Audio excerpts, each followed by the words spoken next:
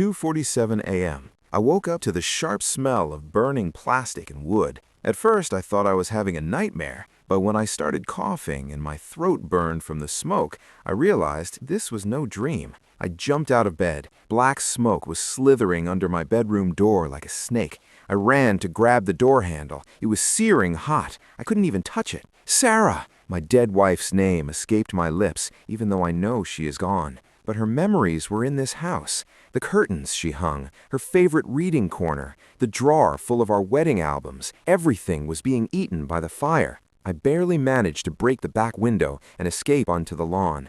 I fell onto the grass, gasping for air, my lungs feeling like they were about to burst. That's when I saw her. She was standing right across the street. Brenda Miller, our so-called powerful HOA president. Usually, if someone sees a neighbor's house on fire in the middle of the night, they look scared. They look worried. They're wearing nightgowns or pajamas. But Brenda? No. She was standing there in her signature bright pink pantsuit. Her hair was tied in a perfect tight bun. She was holding a coffee mug as if she were watching a movie. The orange glow of the fire lit up her face, and I swear she was smiling. A sick, satisfied smile. She looked at me. Our eyes met. She sipped her coffee and raised an eyebrow, giving me a look that clearly said, "I told you not to mess with me." She thought I would be scared. She thought that by burning my house, she had destroyed the evidence of her theft. She thought I was just a regular man who would be crushed by grief. Wrong. Huge mistake. Brenda Miller didn't know that the man whose house she burned down isn't a construction worker. She didn't know that the Ford truck I drive every morning doesn't go to a construction site. It goes to the county courthouse. My name is Marcus Thorne, and I am a Superior Court judge.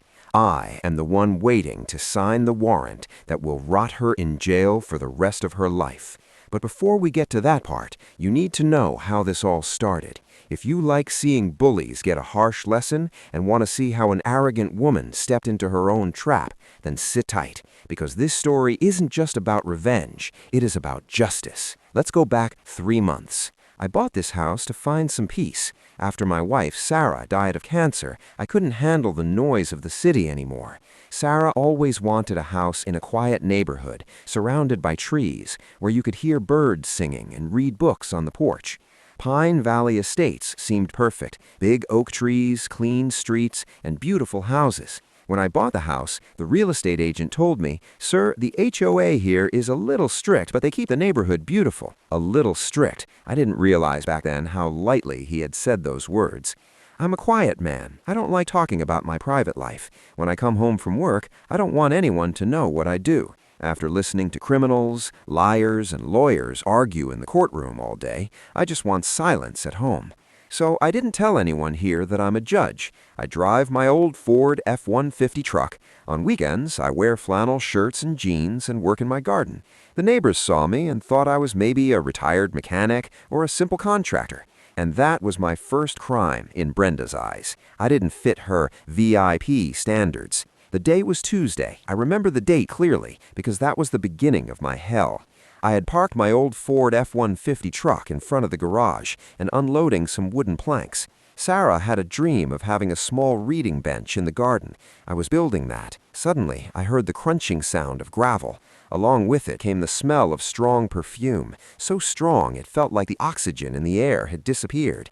I turned around and saw her, Brenda Miller. You can recognize her type at first glance. She's the kind of person who finds joy in yelling at waiters in restaurants.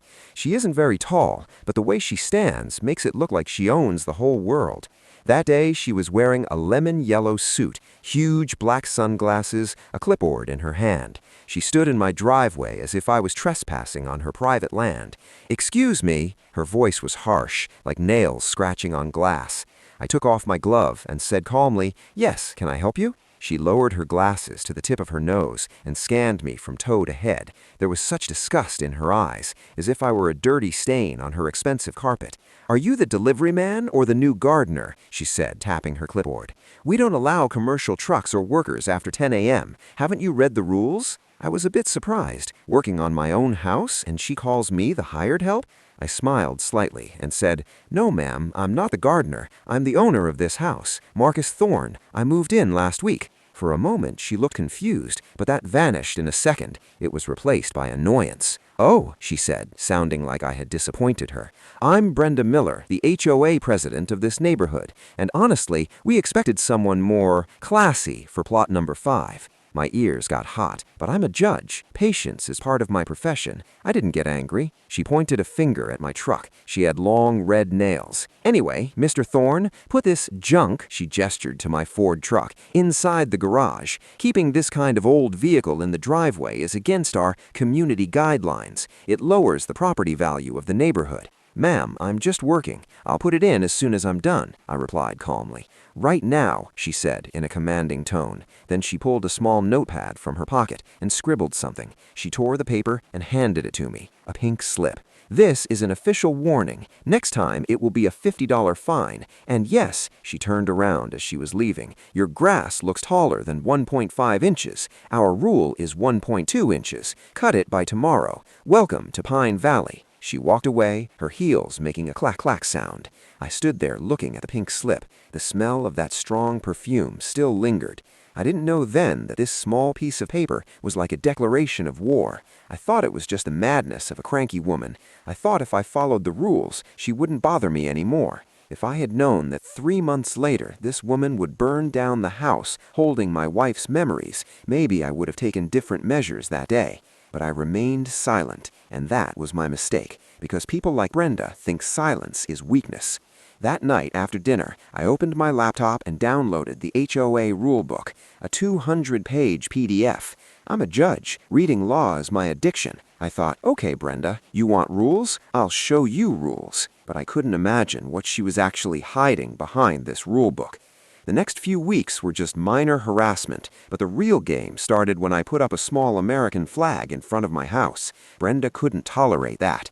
You might be thinking, what can happen over just a flag? Believe me, that flag was the spark that lit the fuse. A small flag, just 18 by 12 inches. My father was a Vietnam War veteran. He gave me this flag before he passed away. It wasn't a political statement, it was a memory of my father. I had attached it very carefully to the column of my porch. Brenda couldn't stand it. Exactly 2 days after I put up the flag, I returned from the office, the courthouse, to find that pink paper stuck to my door again. This time, it wasn't a warning. This time, it was a direct fine. Violation number 204. Unauthorized decoration. Fine $100 per day. I lost my temper. I know that according to federal law, Freedom to Display the American Flag Act of 2005, no HOA can stop a homeowner from displaying an American flag. I am a judge. I know the law. I took the paper and walked straight to Brenda's house. Her house is right across the street, a huge 2-story house, a manicured garden in front, and a shiny new silver Mercedes-Benz parked in front of the garage. I rang the doorbell. A few moments later, the door opened. Brenda. This time, she was wearing a shocking pink tracksuit. She looked like she had just returned from jogging, even though there wasn't a drop of sweat on her face. "Oh, Mr. Thorne," she gave me a smile that looked like she was talking to a toddler. "I assume you got the fine. I'm sorry, but rules are rules." I tried to stay calm. "Brenda, this is an American flag. According to federal law, you cannot tell me to remove it. Should I read the 2005 Act to you?" She laughed, a dry, harsh laugh. "Listen, Mr. Legal Expert," she waved a finger in front of my nose. "This isn't federal court. This is Pine Valley, and our bylaws clearly state no object can be hung that disturbs the exterior aesthetic of the home. That dirty cloth of yours is ruining our aesthetic." Dirty cloth? My hand clenched into a fist. This is a memento of my father. "I don't care about that." She was about to close the door in my face. "Remove it by tomorrow or count out $100 every day.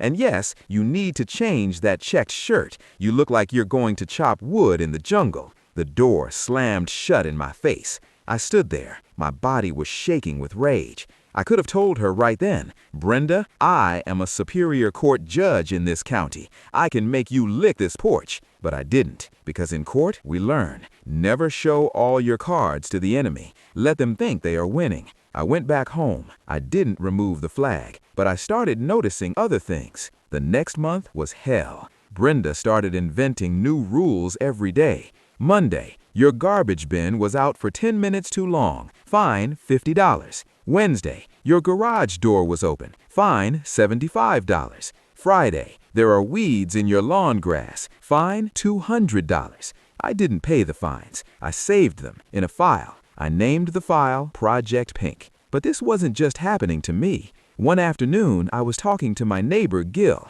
Gil is a retired school teacher in his 70s, a very good man. I saw him standing in front of his mailbox crying. "What happened, Gil?" I approached him. He handed me a letter, Brenda's pink paper. She says I have to paint the roof of my house, otherwise she will put my house up for auction, Gil said, trembling. "Marcus, I don't have $3,000 to paint the roof. I struggle to buy medicine with my pension money. Where will I go if I lose this house?" My heart twisted. Gil and his wife have lived in this house for 40 years, and Brenda wants to throw them on the street for a simple roof paint job? "She can't do that," I said. "Our HOA fund should have a lot of money. Our monthly fees are very high. Maintenance should be covered by that." Gil wiped his eyes. "Money? Marcus, the community pool has been closed for the last 2 years. The pump is broken. The street lights don't work. The swings in the park are broken. Yet Brenda increased the fees by another 20% last month. She says the reserve fund apparently is empty." Something clicked in my head. I started doing the math. We have 150 houses in this neighborhood. Everyone pays $300 a month. That means $45,000 a month, $540,000 a year. Plus, Brenda is fining everyone for no reason. Yet the pool is broken, roads are broken, so where is the money going? I put a hand on Gil's shoulder. "Gil, don't worry, I'll look into this. You don't need to say anything to her about the roof right now." That night, I woke up my inner judge. I was no longer the ordinary Marcus Thorne. I started an investigation. First, I checked public records. Brenda Miller has been the president of this board for the last 5 years. And the funny thing is, the treasurer is her own husband, Jerry Miller. No audit committee, no outside accountant. The entire fund is in the hands of the husband and wife. I sat at my dining table working on my laptop. I looked out my window at Brenda's house. 2 new cars in their garage. Last week, they built a huge swimming pool in their backyard. I heard they are going on a tour of Europe. Where does a simple housewife and a retired clerk get so much money? My suspicion turned into reality when I got a copy of the HOA's annual budget. Gil had an old copy. It was written there, landscaping, $80,000 a year. Pool maintenance, $40,000 a year. I laughed, a bitter laugh. Our landscaping is done by a small company that takes at most $500 a month, and the pool is closed. So which company's account is this $120,000 going to? I searched the name of that fake company, BM Solutions, LLC. Owner's name? Brenda Miller. Bingo. She is stealing our money. She is funding her luxury with our hard-earned cash, while threatening to kick old people like Gil out of their homes. My blood ran hot. This is no longer just a neighborly dispute. This is fraud. This is embezzlement. I could have called the police right then, but I am a judge. I know cases aren't won on suspicion alone. I need bank statements. I need undeniable evidence. Just as I was arranging my plan, Brenda made her biggest mistake. She attacked my personal boundary. The next morning, I woke up to see some people working in my backyard. I ran out. "Hey, who are you? What are you doing here?" They stopped. Brenda was standing behind them with that evil smile. "Oh, Mr. Thorne," she said, "we're doing a community beautification project. Your wildflower garden doesn't match our standards, so I'm having it cleared." She pointed towards Sarah's garden, the rose bushes my wife planted with her own hands before she died. They were preparing to uproot them with a bulldozer. My world stopped for a moment. My wife's last memory. I looked at Brenda. There was no politeness left in my eyes, only cold, freezing anger. I said in a very low voice, "Brenda, if you touch even one of those plants, I promise you will regret it more than you can imagine." Brenda laughed, a dry, harsh laugh. "What are you gonna do? Quote some old law again? Move those," she signaled the workers. I stopped them that day. How I did it, I will tell you in the next part. But that day, I decided, no more fines or arguments. I will destroy her with a law.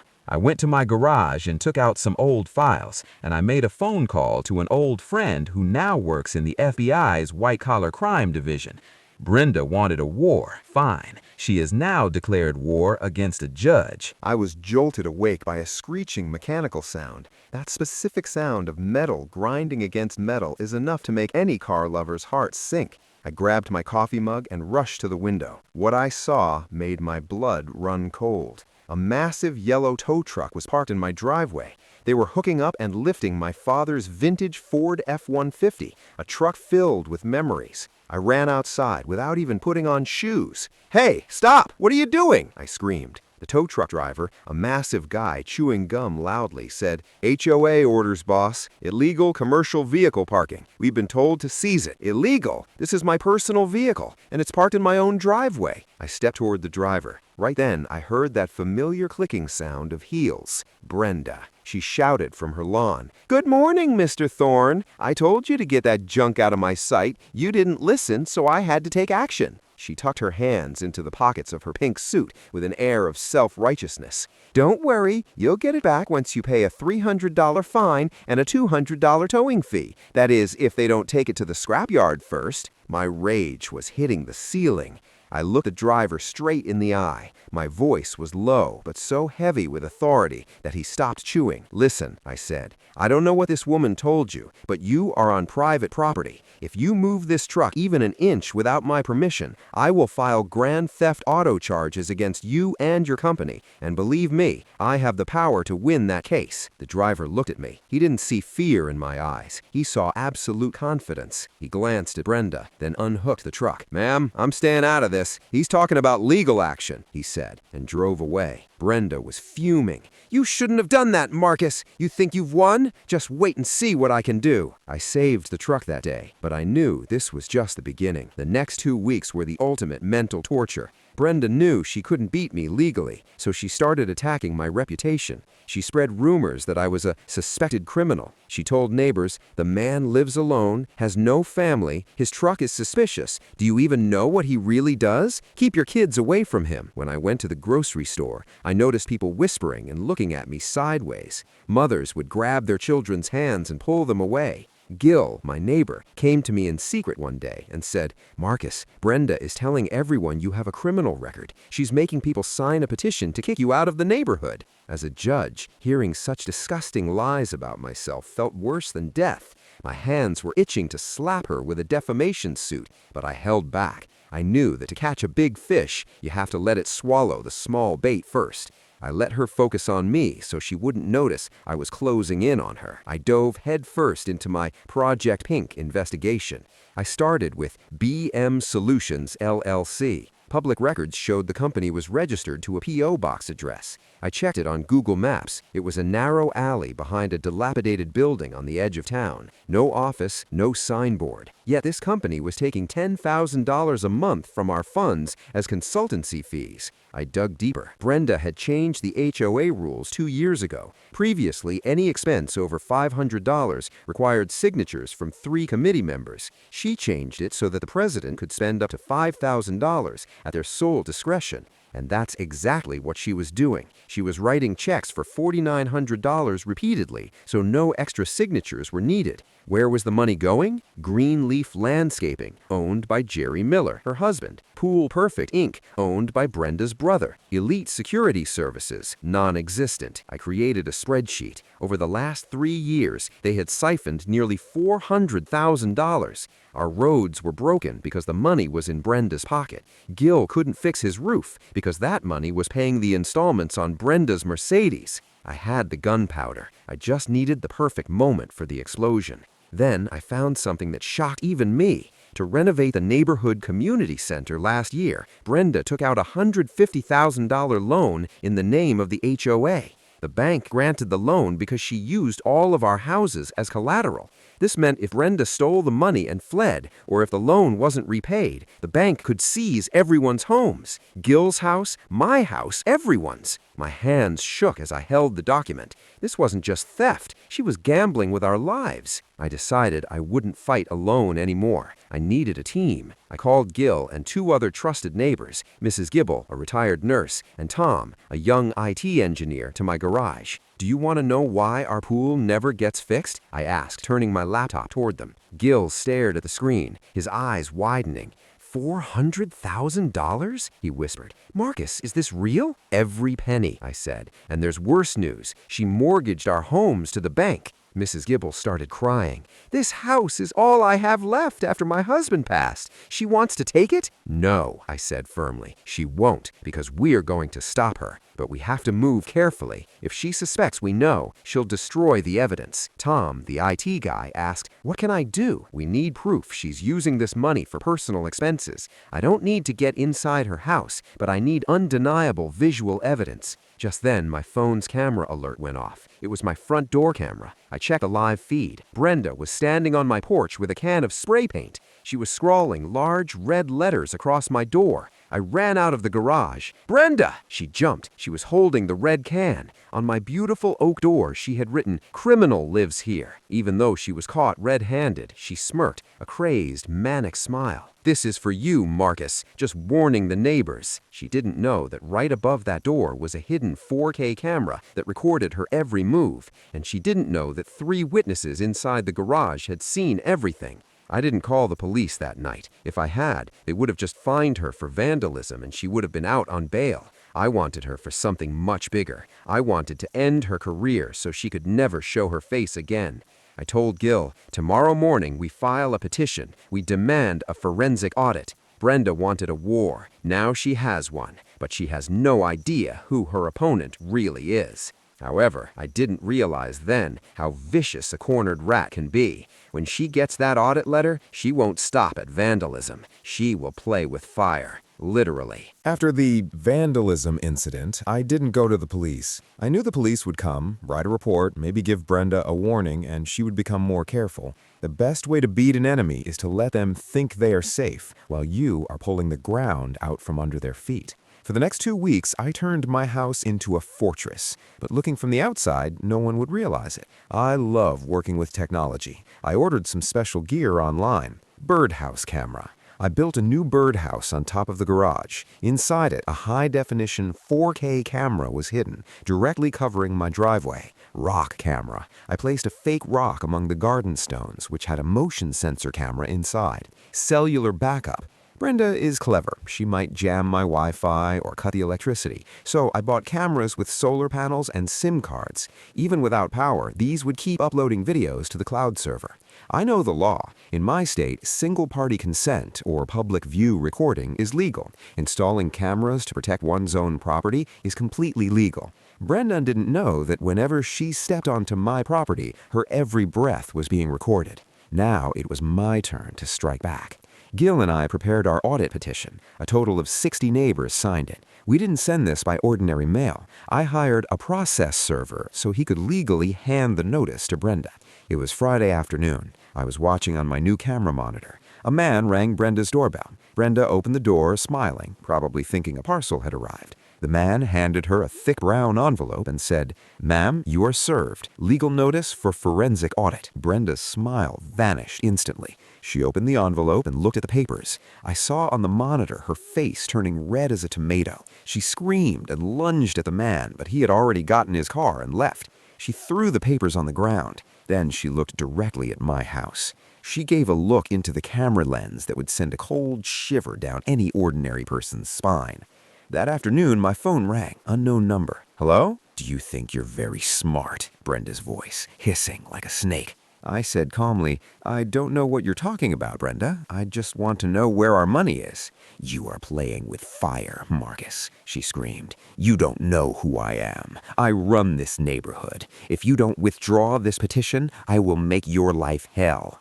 "Is that a threat?" I asked. "It's a promise," she cut the line. Brenda kept her promise. The next month was the worst time of my life. She attacked me and Gil with all her power. One morning I woke up to find all the grass on my lawn burned with chemicals, brown and dead. 2 days later, Gil's pet cat went missing. We found it 3 days later in a corner of the park. Someone had shaved its fur. Gil cried uncontrollably.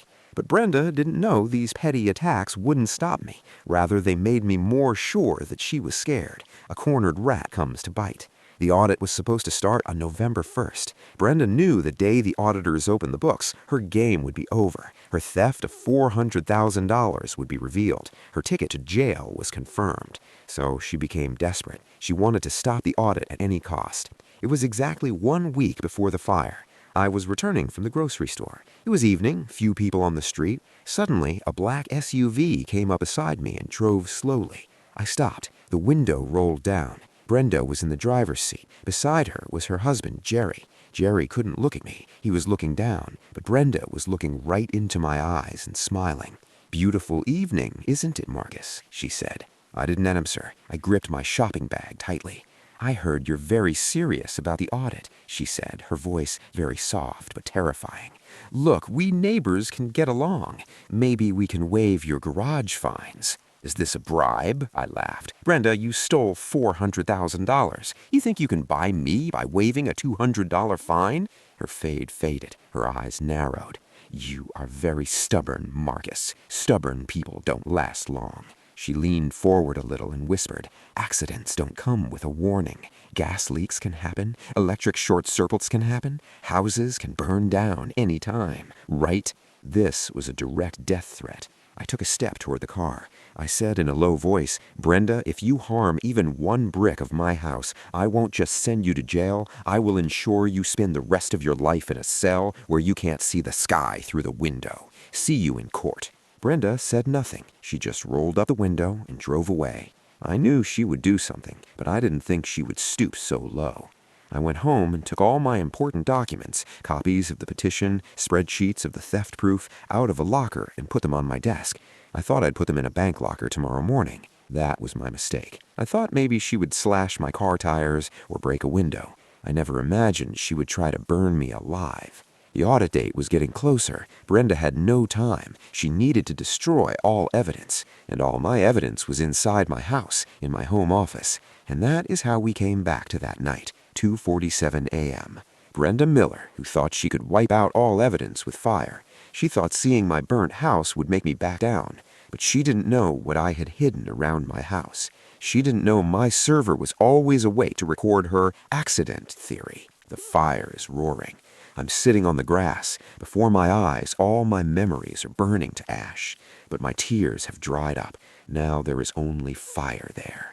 Brenda is standing across the street drinking coffee. She thinks she's won, but the game has only just begun. 7 a.m. the next morning. The roaring flames had died down, but smoke was still drifting in the air. A sour smell of wet wood and burnt items hung in the atmosphere. A scent that once inhaled is hard to forget. The firefighters were rolling up their hoses. My beautiful 2-story house was now just a pile of charcoal. The roof had collapsed and the window glass had melted. Sarah's garden, where my wife used to have her afternoon tea, was now nothing but mud and ash. I sat on the curb. My flannel shirt was blackened with soot. My hands were shaking. Worst of all, that file, Project Pink, where I had been gathering all the evidence of Brenda's theft, bank statements, and the audit petition for the last 3 months. It was all gone, consumed by the fire. The fire marshal, an older man, came and stood beside me. He took off his helmet and sighed. "Mr. Thorne, I'm sorry, but this wasn't a short circuit." I looked up. "I know. We found traces of gasoline under the living room window," the marshal said. "It's arson. The fire was set intentionally." "I know who did it," I said through gritted teeth. "Brenda Miller, that woman across the street." The marshal shook his head. "We suspect her too. But the problem is, there are no witnesses. No one saw her start the fire, and her husband, Jerry, claims she was in bed all night. Apparently, their CCTV cameras are broken. There is no footage." I stared at the ground in despair. I am a judge. I know what the law says. You can't arrest someone based on suspicion. You need proof, and all my proof had turned to ash. Just then, a car drove very slowly past my house, Brenda's silver Mercedes. The car didn't stop, but it crawled by. The windows were up. but I saw her through the glass. She was wearing sunglasses. She was staring at the ruins of my home. There was no remorse on her face, no fear, only a look of satisfaction, as if she had just cleaned up a dirty spot. She didn't look at me. She knew she had won. The audit wouldn't happen because the petition was burned. I was now homeless and destitute. She probably thought I'd take the insurance money and move somewhere else. The car drove away. I felt like I had lost. 12 p.m. I checked into a cheap motel in town.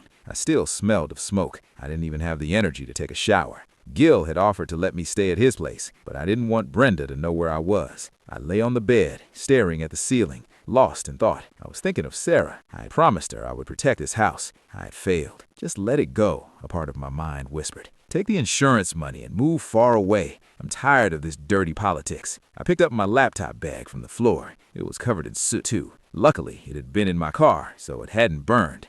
I opened the laptop. My wife's picture appeared on the wallpaper. Suddenly, a thought struck me like lightning. Technology! The cameras I installed last week, they weren't ordinary cameras. I had spent extra money to buy cellular and solar cameras. That meant even if Brenda had cut my main power line where the Wi-Fi router had burned down, those cameras had their own SIM cards, and they automatically upload video to the cloud server as soon as they detect motion. My heart rate spiked. My hands started trembling. I quickly opened the browser and logged into the security camera website. My fingers shook as I typed the password. Logging in, connecting to server. A message appeared on the screen. 4 cameras offline. Of course, the cameras had melted in the fire, but there was a folder below. Cloud Library, last 24 hours. I opened the folder. There were hundreds of small video clips. A cat passing by, cars driving, the wind blowing. I checked the timestamps. 2:40 a.m. Video file. I hit the play button. The video loaded. 2:42 a.m.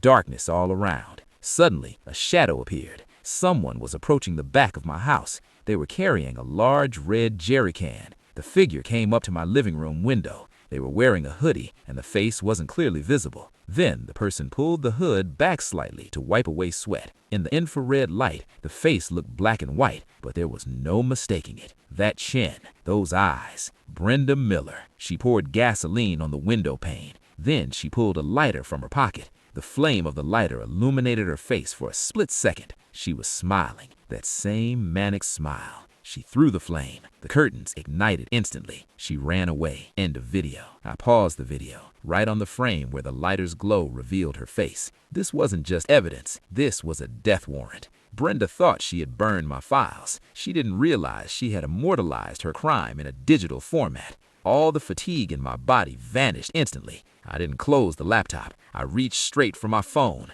I didn't call 911. The police would take too long. They'd follow procedure. Instead, I pulled up a private number from my contacts. Name, District Attorney Reynolds. Reynolds was my friend from law school. He picked up after 2 rings. Marcus, I heard about the fire. Are you okay? I spoke in a very calm voice. I'm fine, John, but I need you to cancel your lunch break immediately. Why? What's going on? I have a video. First-degree arson, attempted murder, and insurance fraud. A video of whom? Brenda Miller, our HOA president. Shit, are you sure it's her?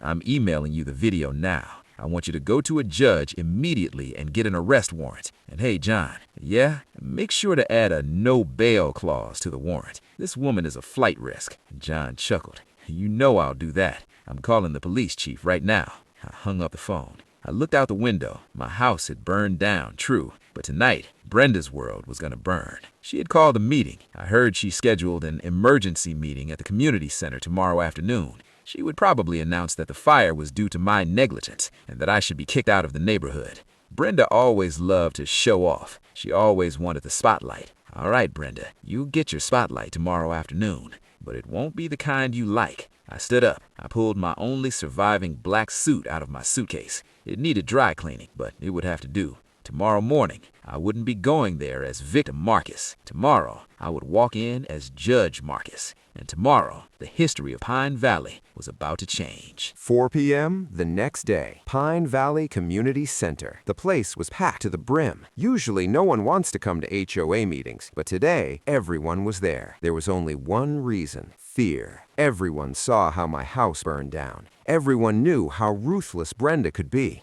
They came to make sure they wouldn't be the next target. I stood at the very back of the hall, hidden behind a large pillar. No one noticed me. Brenda Miller stood on the stage. Today, she was wearing a brand new fuchsia pink suit and a pearl necklace. She didn't look like someone who burned down a house last night. She looked like the guest of honor at a charity gala. She adjusted the microphone. The hall was pin-drop silent. "Ladies and gentlemen," Brenda began, her voice dripping with fake sadness. "We all know a terrible tragedy occurred in our community last night. Mr. Thorne's house has burned to ashes." She sighed, an Oscar-worthy performance. "It is truly heartbreaking, but I warned him repeatedly. Mr. Thorne was not following our safety codes. He had flammable materials in his garage. His wiring was old. Because of his negligence, our entire neighborhood is at risk today." I saw Gil sitting in the front row, his head down. Mrs. Gibble was wiping her eyes. Brenda played her real card. "Therefore, for the sake of everyone's safety, the board has decided we will take legal action to permanently ban Mr. Thorne from this community. We cannot keep such an irresponsible person in our neighborhood." Whispers started among the crowd. No one dared to protest. Brenda smiled, that smile of victory. She thought she had won. She thought I would never come back. Just then, bang! The double doors at the back of the hall flew open. The sound was so loud everyone jumped and looked back. Brenda yelled into the microphone, "Excuse me, the meeting is in progress. Close the doors." Her words got stuck in her throat. Detective Miller entered through the doors, followed by 4 uniformed police officers. They had guns on their belts and warrants in their hands. And right behind them was me. But today, I wasn't flannel shirt Marcus. Today, I was wearing my black judge's suit, white shirt, silk tie, and polished black shoes. My hair was combed, my beard trimmed. I didn't look like a helpless victim anymore.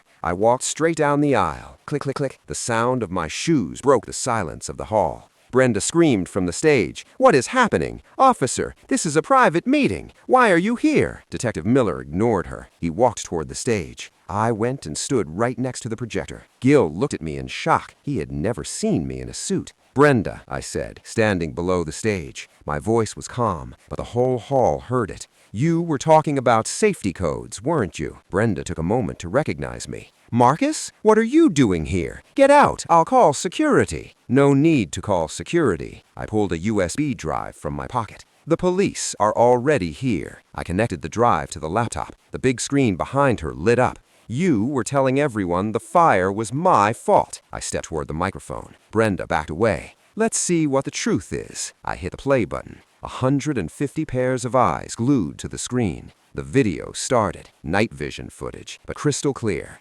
Everyone saw 2:42 a.m. Brenda Miller carrying a jerry can. Everyone saw how she poured gasoline on the window. Everyone saw that evil smile in the glow of the lighter. The whole room gasped. Brenda stared at the screen, frozen. All the blood drained from her face. She started stuttering. That's not me. It's fake. It's AI." I paused the video right on the frame of her smiling face. "It's not fake, Brenda," I said. "It's downloaded from the cloud server. And this isn't just proof of arson." I pulled another paper from my pocket, the digital copy of the burnt audit report. "Neighbors," I turned to the crowd. "Brenda didn't just burn my house. Over the last 3 years, she has stolen $400,000 from the community fund. Your pool repair money, Gil's roof money, it all went into buying that Mercedes." In an instant, fear turned into rage. Gil stood up. "My money? You stole my pension money?" Mrs. Gibble screamed, "Thief! Murderer!" Chaos broke out in the hall. Everyone wanted to storm the stage. Detective Miller stepped onto the stage. He pulled the handcuffs from his belt. That mechanical clicking sound was the sweetest thing I had ever heard.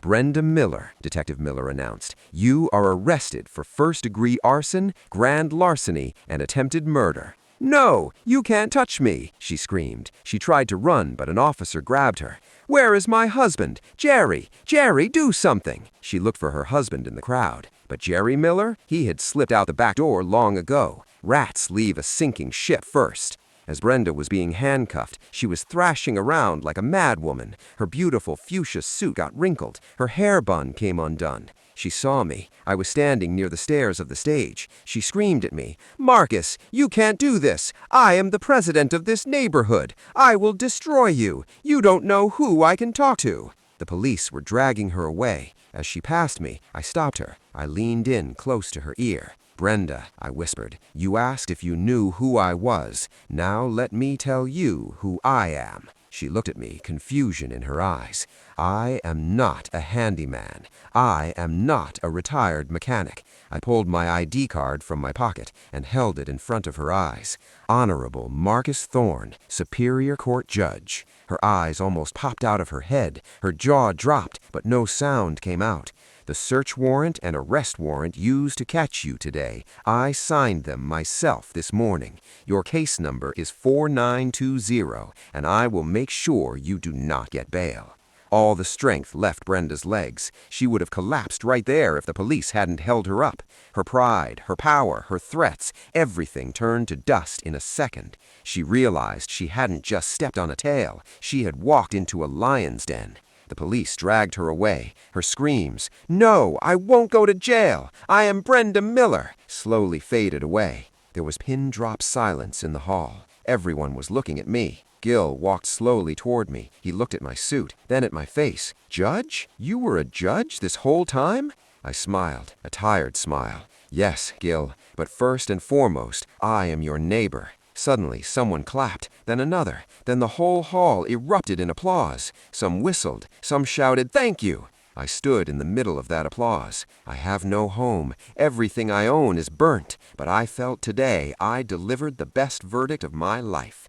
But the war isn't over yet. Brenda is in jail, but she still needs to be sentenced in court. And believe me, when she faces me on the court floor, that will be a sight to see. The smell of the jail cell is strange. It is a mix of sweat, cleaning chemicals, and despair. Brenda Miller has fallen straight from her world of luxury villas and expensive perfumes into this 6 by 8 foot hell. She isn't wearing that fuchsia pink suit anymore. Now she has a rough orange jumpsuit that reads "County Jail" on her back. 48 hours have passed since the arrest. The first night she screamed. She told the guards, "Do you know who I am? I know the mayor of this city. I'll have your jobs." The guards just laughed. They see many such VIPs every day. On the second day, she started crying. On the morning of the third day, she was allowed one phone call. Who would she call? Obviously her husband, Jerry Miller. Jerry would surely come with the best lawyer to get her out. The phone rang. Once, twice. "Hello?" Jerry's voice. "Jerry, where are you?" Brenda almost cried. "Why aren't they giving me bail? Did you hire a lawyer? Send the bond money." There was a long silence on the other end. Then Jerry spoke. His voice was strangely calm. "Brenda, I'm not coming." "What?" Brenda's eyes widened. "What are you saying? We have money in the joint account." "The accounts are frozen, Brenda," Jerry said. "The FBI came this morning. They seized everything. And I spoke to my lawyer." "Lawyer, good. Send him." "No, Brenda. That's my divorce lawyer," Jerry said. "I know what you did. I know you started the fire. I won't stay on this sinking ship. I signed an immunity deal. I'm telling the prosecution everything. How you moved the money, how you made fake invoices." "Jerry, you can't do this!" Brenda screamed. "Goodbye, Brenda." Jerry hung up. The line went dead. Brenda stood there holding the receiver. Her husband, her partner in crime, had sold her out. She was now literally alone. The next morning was the bail hearing. Brenda was handcuffed and brought to court. She thought there would be a judge she knew, someone she could charm with sweet words. But when she looked at the judge's seat, her face turned pale. Judge Patterson. He's known as the strictest judge in the city. And most importantly, Judge Patterson was my senior in law school. He knows and respects me personally. I obviously cannot be the judge of my own case, conflict of interest, so Patterson took this case.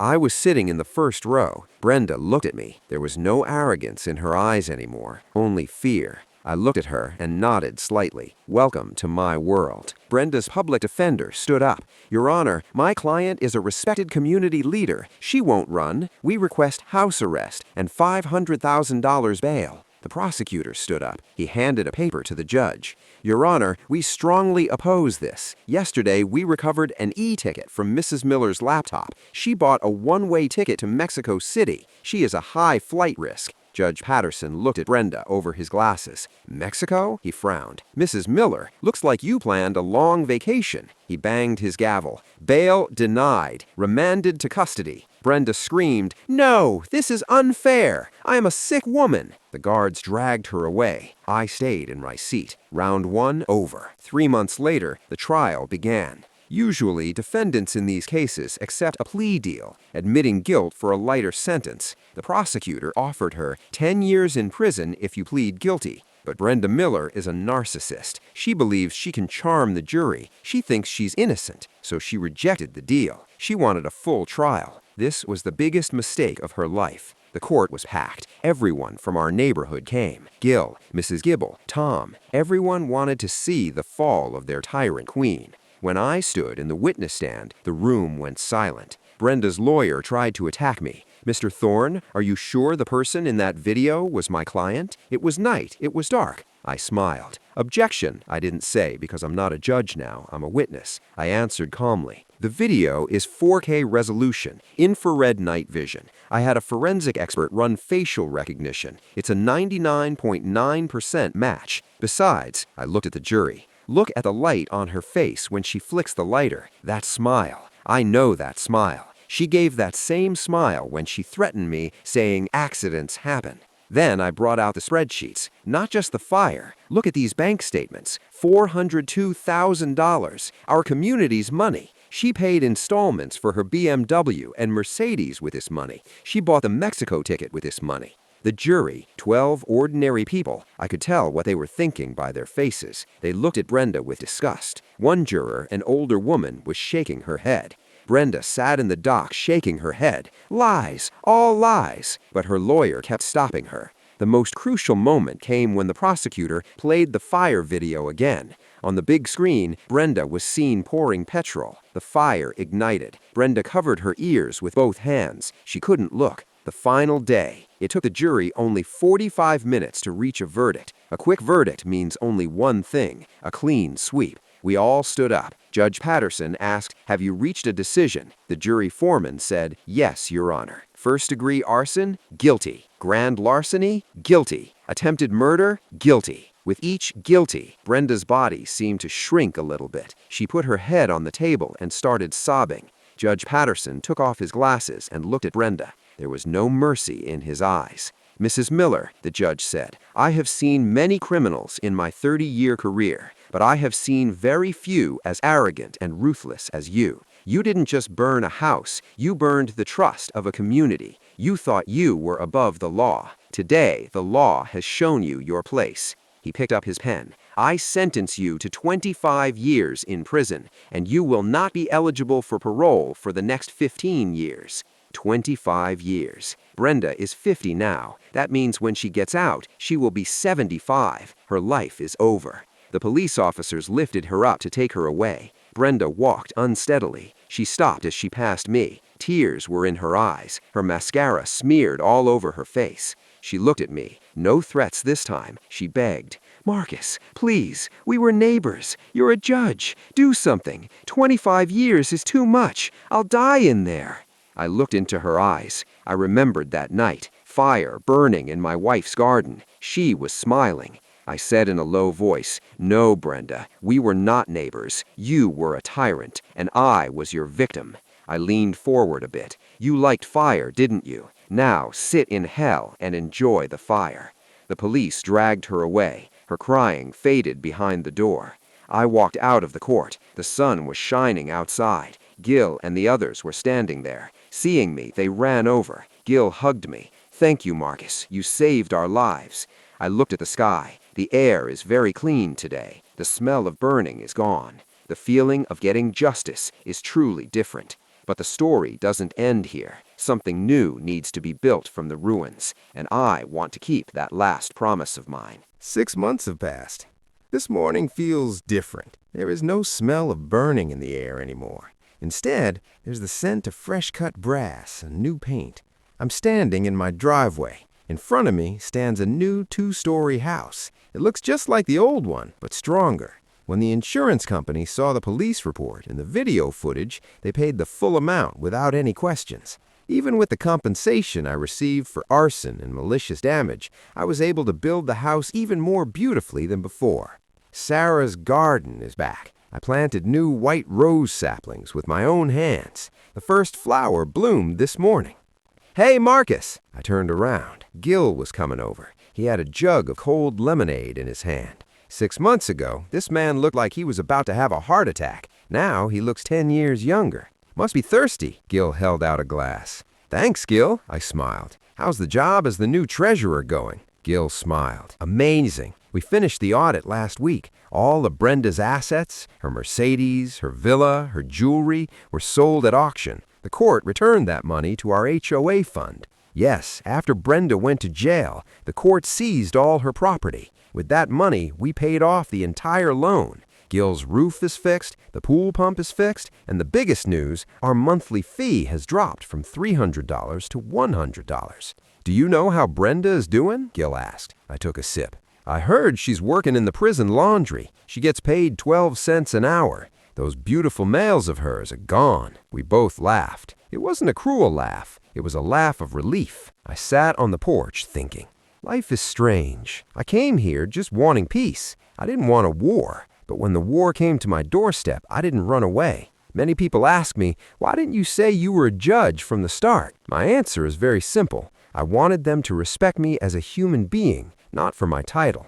There are many Brenda Millers in this world. They think everything can be bought with brute force or money. They forget that the most terrifying storms can be hidden inside the quietest people. My father used to say, "Don't fear the dog that barks the most. Fear the one that stands silently." I am that silent man. In the afternoon, I checked the mailbox. An envelope, stamped on top, correctional facility. A letter from Brenda. She has sent me 5 letters in the last month, asking for forgiveness, asking for help. She wrote, "Marcus, I didn't realize. Forgive me. Please talk to my lawyer." I didn't open the envelope. I pulled my lighter from my pocket, the same lighter I used to light my cigarettes. I lit the corner of the envelope on fire. I watched the flame. The paper curled and turned black, then flew away as ash in the wind, just like her arrogance flew away. I don't believe in revenge. I believe in justice, and justice has been served. I got into my Ford truck. I fixed that up, too. I started the engine, that familiar roar. I headed toward the courthouse. I have a new case in my courtroom today. Maybe there's another Brenda Miller there trying to ruin an innocent person's life. But as long as I'm in that chair, that won't happen. Pine Valley is quiet now. Kids are riding bicycles on the street. No one shakes in fear of pink slips anymore. No one feels like a stranger in their own home. We got our neighborhood back. So, friends, if there's anything to learn from this story, it is this. Never judge someone by their clothes or their car. You don't know who has a judge's robe hidden under their checkered shirt. And if you ever see a Brenda or a Karen starting to tyrannize your neighborhood, don't be afraid. Stand up, gather evidence, and remember, the law is equal for everyone. That's all for today. If you like this story, and if you enjoyed the scene of Brenda getting handcuffed, don't forget to hit the like button. And yes, subscribe, because I have many more stories like this, where arrogant rulers get the lesson they deserve. Until then, stay well and fight for your rights.